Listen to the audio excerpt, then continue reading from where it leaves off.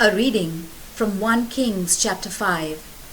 King Hiram of Tyre had always been a friend of David's, and when he heard that Solomon had succeeded his father David as king, he sent ambassadors to him.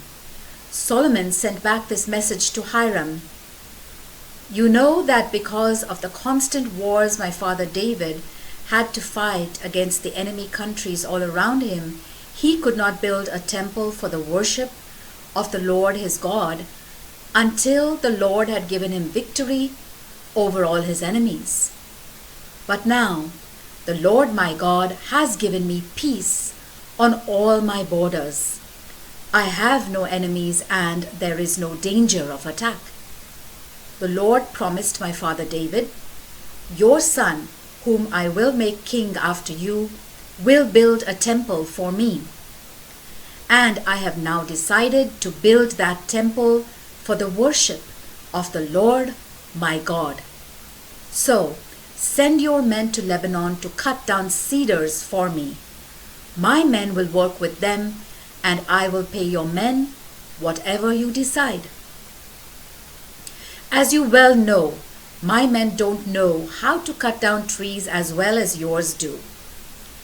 Hiram was extremely pleased when he received Solomon's message, and he said, "Praise the Lord today for giving David such a wise son to succeed him as king of that great nation." Then Hiram sent Solomon the following message: "I have received your message, and I am ready to do what you ask. I will provide the cedars and the pine trees. My men will bring the logs down from Lebanon to the sea and will tie them together in rafts to float them down the coast to the place you choose. There my men will untie them and your men will take charge of them. On your part, I would like you to supply the food for my men." So Hiram supplied Solomon with all the cedar and pine logs that he wanted. And Solomon provided Hiram with 100,000 bushels of wheat and 110,000 gallons of pure olive oil every year to feed his men. The Lord kept his promise and gave Solomon wisdom. There was peace between Hiram and Solomon, and they made a treaty with each other. King Solomon drafted 30,000 men as forced labor from all over Israel and put Adoniram in charge of them. He divided them into 3 groups of 10,000 men, and each group spent 1 month in Lebanon and 2 months back home. Solomon also had 80,000 stone cutters in the hill country with 70,000 men to carry the stones. And he placed 3,300 foremen in charge of them to supervise their work. At King Solomon's command, they cut fine, large stones for the foundation of the temple. Solomon's and Hiram's workers and men from the city of Byblos prepared the stones and the timber to build the temple. The word of the Lord.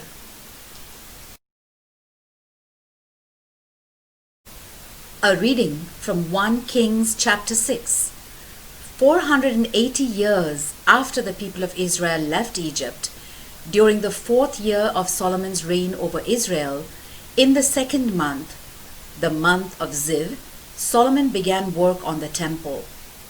Inside it was 90 feet long, 30 feet wide, and 45 feet high.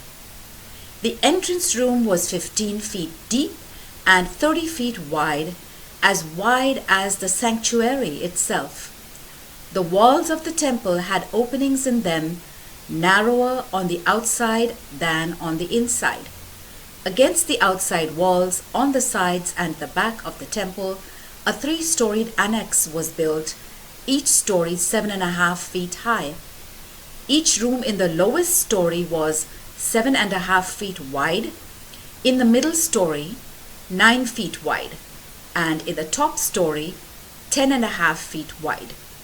The temple wall on each floor was thinner than on the floor below, so that the rooms could rest on the wall without having their beams built into it.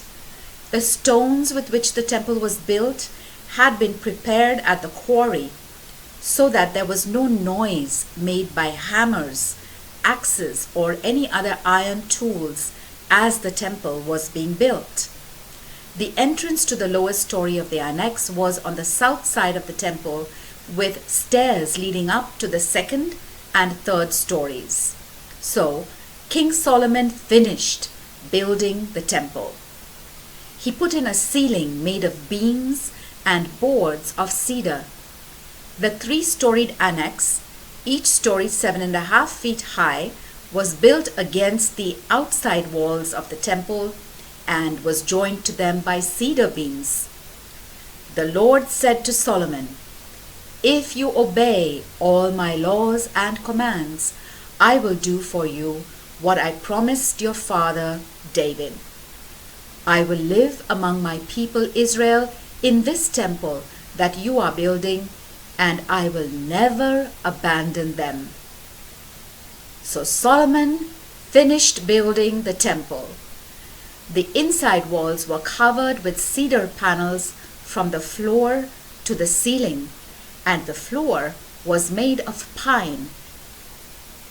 An inner room, called the Most Holy Place, was built in the rear of the temple. It was 30 feet long and was partitioned off by cedar boards reaching from the floor to the ceiling. The room in front of the Most Holy Place was 60 feet long. The cedar panels were decorated with carvings of gourds and flowers. The whole interior was covered with cedar, so that the stones of the walls could not be seen. In the rear of the temple, an inner room was built where the Lord's covenant box was to be placed. This inner room was 30 feet long, 30 feet wide, and 30 feet high, all covered with pure gold. The altar was covered with cedar panels.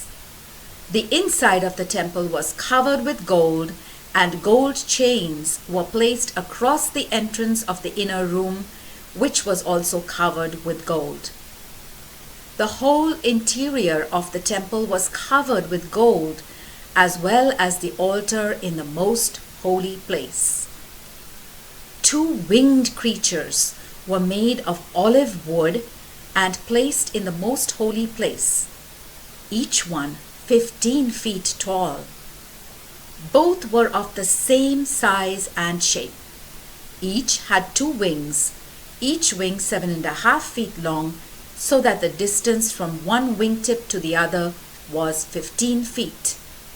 They were placed side by side in the most holy place, so that 2 of their outstretched wings touched each other in the middle of the room, and the other 2 wings touched the walls.